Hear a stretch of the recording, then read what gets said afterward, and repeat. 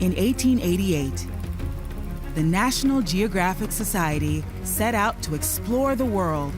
But to understand where we're going, we must first explore where we began. And from there, our society takes off.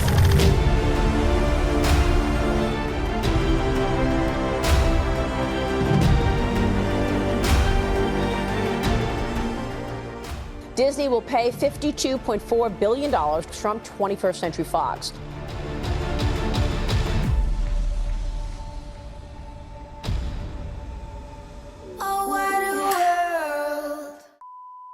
What's up, guys? It's Jason here, and welcome back to my YouTube channel, National Geographic Insight. Who here remembers National Geographic from decades ago? Those old, thick magazines with the yellow borders. The life and death of National Geographic Society is a tale as old as time. If you haven't followed the news in the past 1-2 decades, well, you're in for a treat. The society, unable to keep itself afloat, looked for nefarious means by which to survive. In this video, we will talk about the history of the National Geographic Society, the National Geographic Society's brushes with controversy, the sellout to deal to Fox, and the future of National Geographic in the House of Mouse. Before we begin, if you wouldn't mind just tapping that like button for the YouTube algorithm, I'd really appreciate it, as this is a brand new channel I started this year. If you've ever read a Nat Geo magazine from your younger days, be sure to subscribe and hit that notification bell for new videos each week. Thanks for doing that, and now let's continue on with what happened to National Geographic. The history of National Geographic Society. Let me take you back. In the beginning, on January 13th, 1888, yes, 1888, a group of scientists and explorers partied at the Cosmos Club in Washington, D.C. Their mission, create a club or society for the increase and diffusion of geographical knowledge. The group codified its organization, establishing bylaws, formed a constitution, and elected Gardiner Greene Hubbard as its first president. His more famous son-in-law, Alexander Graham Bell, succeeded him in 1897 to become the second ever president. Under his reign, Bell appointed his son-in-law, Gilbert Hovey Grosvenor, as the first full-time editor. Bell and Grosvenor came up with the idea of society members. To entice people, they were the first to use narrative photography in magazines. Nepotism notwithstanding, Grosvenor was a long-lived editor and lasting until the middle of the 20th century, until 1954. In the 1921 issue of advertising journal Printers Inc., Fred Bernard said it first, "One look is worth 1,000 words." The magazine instantly depicted what took writers thousands of words to accomplish. In 1888, the first National Geographic magazine hit the newsstands as the Society's official journal. In 1910, the magazine adopted the yellow border synonymous with National Geographic. The Society's brushes with controversy. National Geographic has not been without controversy. For many people, the magazine was the first time people saw naked boobs. Readers could gaze at unclothed tribal women. Some call the photos of nude brown women important anthropological work. Others call it naked exploitation of foreigners, especially non-white foreigners. In 2007, then CEO of the National Geographic Society, John Fahey, said that profit was not his motivation, but the business of bringing the world to the people and inspiring people to take care of the planet. At the time, the company boasted about 9 million subscribers. 9 million is a respectable number, but a drop-off from its peak of 12 million subscribers in the 1980s. Since 2007, subscription numbers have dropped to just 3 million in the United States. Why did the National Geographic Society keep hemorrhaging subscribers? Part of the problem was Fahey.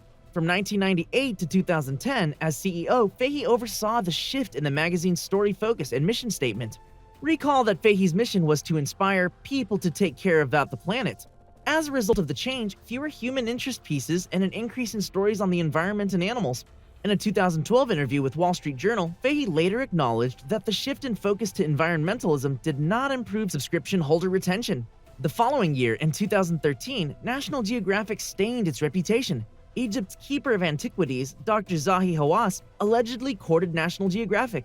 The Egyptian archaeologist, Egyptologist, and disgraced Minister of State for Antiquities Affairs accepted bribes from National Geographic for access to antiquities, pyramids, and King Tutankhamun. The amount of money exchanged ranged from $80,000 to $200,000 a year, which may have been illegal under U.S. law. National Geographic and Dr. Hawass insisted that everything was on the up and up, but the stain of the accusation damaged the company's reputation. Fahey's missteps pale in comparison with National Geographic's deal with the devil. The Deal. Elizabethan playwright Christopher Marlowe's The Tragical History of the Life and Death of Dr. Faustus dramatizes Faustus's demonic bargain with Mephistopheles. The Faustian bargain sees our Dr. Faustus exchanging his soul for knowledge and power. Faustus gains excellent knowledge and power, but is eventually dragged down into hell by Mephistopheles. National Geographic made its deal with the devil in the early 90s, their Faustian bargain with Rupert Murdoch's Fox Media empire. Then they got sold to the mouse, the very icon of a false idol. Disney collected National Geographic as part of its $52 billion purchase of 21st Century Fox. Way back in 2001, National Geographic made a deal with Mephistopheles himself, Rupert Murdoch. Murdoch of Fox Media Network fame grew the brand and forced it into 500 million homes in most countries on the face of the earth. In return, National Geographic sold its soul to remain solvent, even as society membership plummeted. The big incentive for the National Geographic Society was a push into media, specifically television. The money incentive made a deal with Fox more palatable for society members. After all, what could be better for their philanthropic ventures than the cold, hard cash that ad revenue and subscriptions to cable TV could offer? The Society's research, grants, and travel expenses were astronomical. Fox offered the solution. All National Geographic had to do was sign the dotted line in blood and shift from a nonprofit venture into a for-profit media corporation. Fox would pay the Society millions of dollars per year for Nat Geo content. The money grab did not sit well with the philanthropic donors and base that comprised most National Geographic's members. The TV media arm constantly quarreled with the magazine staff. Each department sought out its advertisers and tried to define the brand differently to different people. As Abe Lincoln himself had said, "A house divided against itself cannot stand." That conflict of division came to fruition in multiple behind-the-scenes skirmishes. The National Geographic Society board tried to put the kibosh on several reality TV shows. Fox decided that trashy reality TV shows were the future of television. There was a war of wills, and ultimately Fox won out. From Fox's victory, National Geographic birthed the reality TV shows Doomsday Preppers, Digger, and Nazi War Diggers. Each show had its share of controversy and diminished the brand's reputation. In the end, money won out. National Geographic degraded itself with the lowbrow, lowest common denominator, trashy reality TV show lineup. First, there was Doomsday Preppers, a show that followed slaw-jawed survivalists preparing for the impending apocalypse. That's the sneaky thing about evil men like Murdoch. They leverage a respected and well-known name like Nat Geo and then propagandize you with shows with lovable idiots. To wit, Doomsday Preppers was the highest-rated show in National Geographic's history in its first year. The company was forced to smother the rating baby in its crib as it provided a vocal and persistent platform for crazed conspiracy theorists with violent ideologies. Who can forget gun nut James Yeager? Yeager ranted on YouTube, as gun nuts want to do, about his God-given right to execute anyone who challenged his right to own a gun. I'll be glad to fire the first shot. Start killing people. YouTube removed the video, then National Geographic had to pull the plug on the episode. What? What the f? The Sandy Hook massacre was barely a year old. Then it became public knowledge that the Sandy Hook shooter, Adam Lanza, was a hardcore survivalist and doomsday prepper. As a result, a Change.org petition argued that National Geographic, the Murdoch-infected portion, was responsible for providing a platform for violent, deranged individuals. Despite being a ratings bonanza, National Geographic canceled the show in 2014. Platforming gun nuts was not the only misstep with National Geographic. They also dabbed their toes into light looting and pillaging with the show Diggers. Larger-than-life characters King George Wyant and his sidekick Tim Saylor traversed the United States to hunt for historical artifacts. In other words, the pair were looting. Sarah Haar in the Society for American Archaeology's magazine reported that the show violated the organization's ethical principles, who engage in exploiting the past motivated by self-interest. That is not a good look for a society that ostensibly wants to make people care about the world. Exploitation is not in line with the National Geographic Society, but it is Rupert Murdoch's specialty. Amid the controversies and declining subscribers, Murdoch delivered the coup de grace to the once revered society. In 2015, Fox rolled National Geographic into its media empire. Like a zebra being dragged into the abyss by a crocodile, Fox devoured Nat Geo. While the society exists as a separate organism, the fact remains that the Fox media empire had its tendrils in the operation of National Geographic. National Geographic shifted from being a non-profit organization into a for-profit corporation accountable to its stakeholders. In late October and early November 2015, the deal with the devil came to fruition. First, National Geographic drastically slashed its staffing in a cost-saving move. According to Rupert Murdoch's brood, James Murdoch, nothing would substantially change at National Geographic when Fox subsumed the company. Like everything that oozes out of the Murdoch's mouth, that was a lie. It was a nasty truth that nothing in National Geographic made money, not the magazine or TV shows. The only thing that would bring profit was Murdoch's axe. And the axe was hungry in the fall of 2015. Starting in October of 2015, Fox made significant cuts to staffing. The reductions continued into November. Magazine subscriptions were dropping, so were the numbers of employees. As the body count grew, the money for the Society's endowment grew.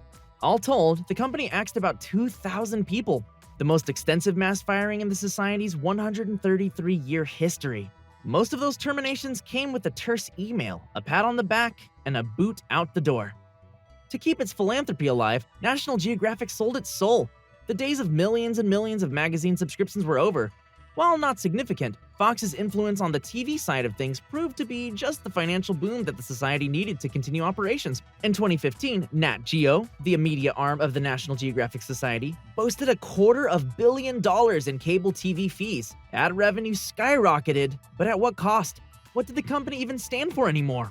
As the Society platformed the likes of Bill O'Reilly, the Society's waning influence became more apparent. Fox would no longer be the silent partner in the relationship. O'Reilly's Killing Reagan aired in 2016. That spiral seemed to be the final death knell for the National Geographic Society. Then Disney entered the arena. Future with House of Mouse. As Qui-Gon Jinn says in Star Wars Episode 1, The Phantom Menace, "There's always a bigger fish." There's always a bigger fish. As part of its 2020 acquisition of Murdoch's media empire, Disney killed the 20th Century Fox brand. It's now the more mundane 20th Century Television. National Geographic's media arm came as part of the $71.3 billion deal.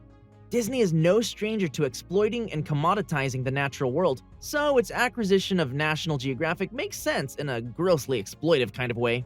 In 1958, Disney released the movie White Wilderness. In that movie, Disney Studios filmed the lives of lemmings, cute little rodents that live in the frozen tundra. The movie helped establish the lemming of a cliff suicide myth. In 1983, the Canadian Broadcasting Corporation revealed that Disney purchased the lemmings and had its directors fling the live rodents off the cliff to make for compelling wildlife videography.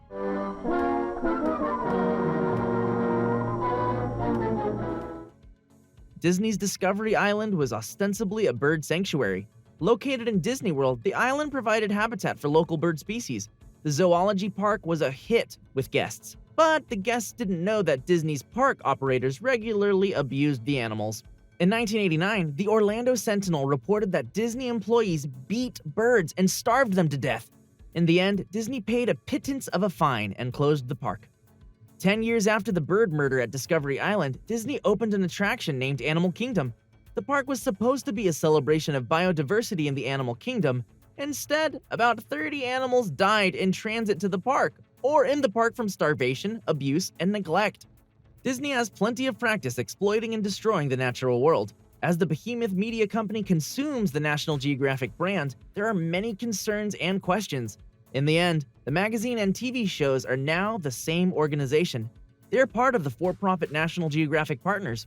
As the details of the Disney purchase come to light, the harsh reality materializes. We are left with the hollow, money-grubbing, dead National Geographic Society owned by Disney and slave to their corporate interests.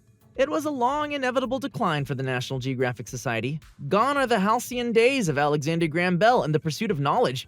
Let's see what the mouse has in store for the company. The devil, as always, is in the details. So, with that said, thank you so much for watching my video. What do you think of National Geographic? Is there anything you would have done differently if you were managing the company? There was a significant amount of research, production, and reading old issues of National Geographic that went into making this video possible. If you haven't seen already, check out my video on the rise and fall of Playboy and the rise and fall of Toys R Us. Let me know if there's any other companies you'd like me to explore. As always, stay happy and healthy, and stay tuned for another episode of Company Insight next week.